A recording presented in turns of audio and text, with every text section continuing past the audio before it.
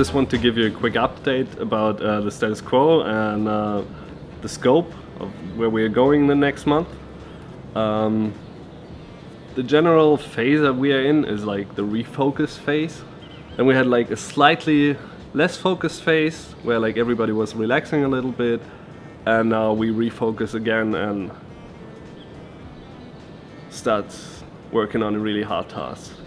And on the protocol level, there's the proofs of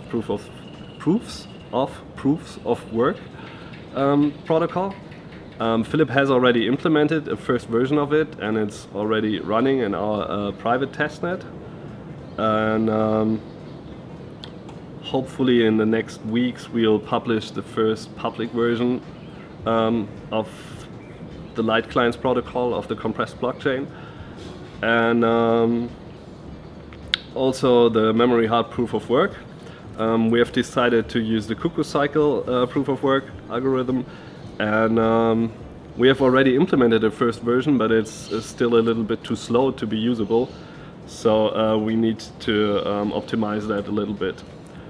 And on the ecosystem side, we have like I've looked at thousands of websites of UX agencies and UX designers, and that was a long process, and then we have picked like 5 agencies that we looked close at, and we met with them, and now we made our final decision. Most of the team is from Saarbrücken originally. We will balance our lives between Costa Rica and probably Germany. For me, a dream is coming true. I feel a lot of gratitude to be able to work with such talented people that are so smart, so dedicated, and also have such a good heart. Because, yeah, we are less than a company and more something like a family or so.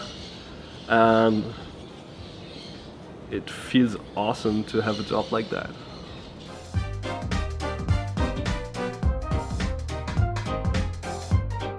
I mean, like, it changed all of our lives absolutely, like, radically. Like, for example, just Elion, like, he was running that co-working space here, and we just took it over. And like, now we are in the co-working space, and he shut down his business here for Nimiq. And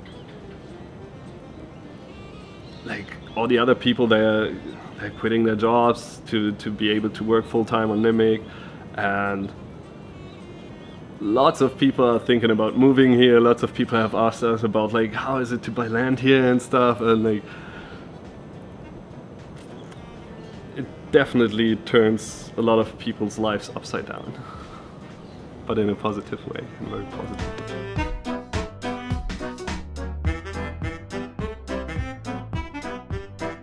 That is really interesting. Like, in my hometown, I know a lot of nerds because I studied computer science there, and I like always felt connected to the nerd community. And like most of my friends are nerds, and actually, even though they are nerds and they really know about computers, most of them are very unfamiliar with cryptocurrency so far.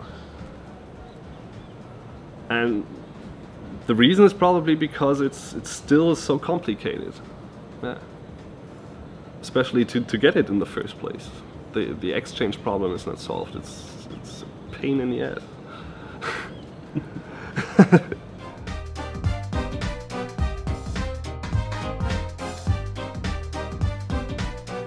Oh yeah, definitely. Definitely we are introducing cryptocurrency to like all people who hear about it get excited about it. Like we hear so often that we talk to a random person and they ask us, what are you doing? And then we are telling them, yeah, we're working on cryptocurrency, blah, blah, blah. And then the next day they call us and say like, yeah, I've researched cryptocurrency all night. I'm super psyched about it. I want to learn everything about it. Tell me more, blah, blah, blah. And this is a very common story. Like we hear that often. That's a good sign about the potential adoption of the world. Definitely, yeah. How do you think? Just recently, like Paul Graham, the founder of Y Combinator, or one of the co-founders of Y Combinator, he tweeted about cryptocurrency, and he says that it's a very, very strong signal that such huge parts of the nerd community are psyched about cryptocurrency, and he compared it to microcomputers back in the 70s. And if you imagine a future for cryptocurrency that was as big as the future of microcomputers back in the 70s, like just imagine, like today everybody has a cell phone in their pockets with like dozens of microcomputers in there, and yeah, I'm very convinced that cryptocurrency is the future of money.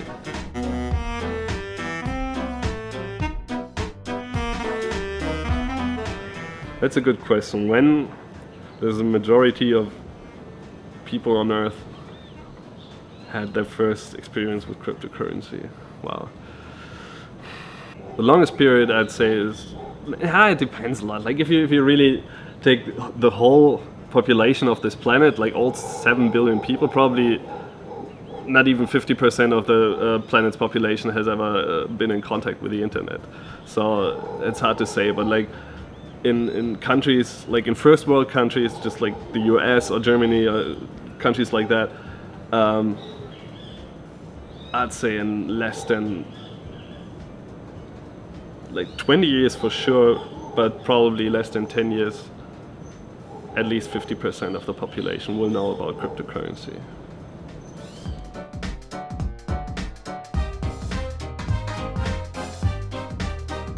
Oh, it will explode. Like crypto in general will explode like crazy.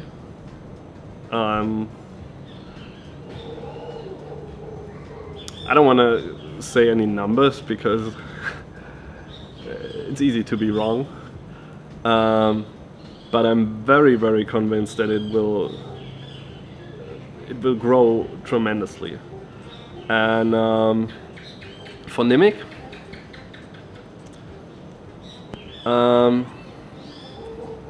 I try to focus on the mainnet launch, because this is the most important task right now, and this is what I need to focus on to actually deliver what we have promised.